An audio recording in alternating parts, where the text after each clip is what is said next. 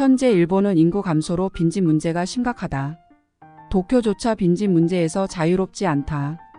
일본 총무성 조사에 따르면 1998년부터 2018년까지 빈집은 2배 가까이 증가해 총 350만여 호에 이른다.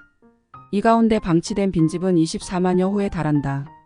국토교통백서 2018에 따르면 2033년경 일본의 빈집은 전국 총주택 수의 30%를 넘어서리라는 관측이다. 매수자도 임차인도 없어 방치된 빈집은 점점 노후화한다. 잡초가 무성해져 해충이 발생하거나 은신처와 불법 투기의 장소가 되거나 최악의 경우 빈집이 붕괴하면서 부상자가 발생한다. 고정자산세와 도시계획세로 연간 10만엔 이상의 비용이 들고 제초와 가지치기 비용 등 유지보수비까지 합치면 빈집 소유주의 경제적 부담은 상당하다. 부모로부터 물려받은 집이 평생의 골칫거리가 되어버린다. 마이너스적 의미로 부동산을 부동산이라고 부르는 이유다. 방치된 빈집이 특정 빈집으로 지정되면 소유주의 금전적 부담은 가중된다. 특정 빈집이란 주변 환경에 악영향을 미치는 빈집을 말하며 지자체가 판단한다. 지자체는 2023년 12월 12일에 시행된 빈집 등 대책 추진에 관한 특별조치법에 따라 출입조사를 하는데 붕괴 위험이 있고 위생상 유해한 빈집은 특정 빈집으로 지정한다. 특정 빈집이 되면 고정자산세 감면 혜택이 없어지기 때문에 납부 금액이 많아지고 관리 명령의 대상이 된다.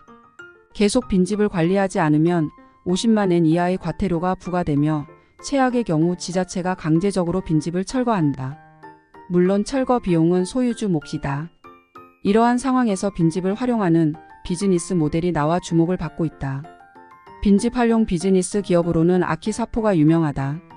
아키사포는 2016년부터 도심을 중심으로 사업을 전개해온 회사다. 아키사포와 위탁 계약을 맺으면 빈집 소유주는 빈집만 제공한다. 리모델링 비용부터 나중에 빈집 이용자를 찾는 일까지 모두 아키사포가 도맡아 처리한다. 나중에 리모델링한 집에서 수익이 발생할 때 아키사포와 이득을 나누는 방식이다. 그렇다면 건축 연수가 50에서 60년이 넘은 빈집은 리모델링된 후 어떻게 활용될까? 건물의 상태가 양호하면 임대주택이나 고택을 활용한 카페, 숙박시설로 이용된다. 입지가 별로라면 임대창고나 자전거 차고, 트렁크 룸으로 활용된다. 위치가 좋다면 비즈니스와 교류의 공간으로 쓰인다.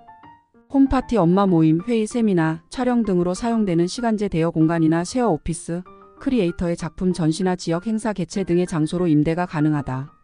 소유주의 요망에 따라 지역 주민들이 이용 가능한 카페 겸 공유 주방으로 재탄생되기도 한다. 서브스크립션 주택으로 등록하고 이용 희망자가 있으면 희망 기간에 따라 임대한다. 국토교통성이 주관하는 세이프티넷 주택으로 등록하면 저소득자, 고령자, 장애인, 육아 가구의 거처로 활용할 수 있다.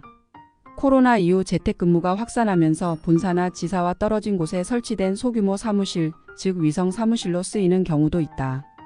고령화율이 높아지면서 데이 서비스나 규모가 작은 노인 요양시설로 임대할 수 있다. 일본의 경우 70세에서 90세의 부모 세대와 40세에서 60세의 자녀 세대 사이의 가치관의 차이가 크게 벌어졌다. 부동산은 반드시 오르던 시대의 부모 세대한테 집은 무조건 가치가 있는 것이다. 당연히 자식들이 좋아하리라 기대한다. 반면 자녀 세대는 활용할 수 있어야 자산이라고 생각한다. 임차인도 구할 수 없고 마땅히 활용 방법도 없으면 가치가 없다. 그래서 주거용 집의 상속을 거부하는 사람도 꽤 많다. 자녀에게 부동산이 필요한지 먼저 확인한 후 생전에 매각하라는 전문가의 조언이 나올 정도다. 저출생과 고령화가 급속하게 진행되는 우리나라의 부동산은 앞으로 어떻게 될까? 부동산의 양극화 현상과 빈집 문제는 동전의 양면이다. 빈집을 새로운 공간으로 탈바꿈시키는 비즈니스 모델이 시급하다.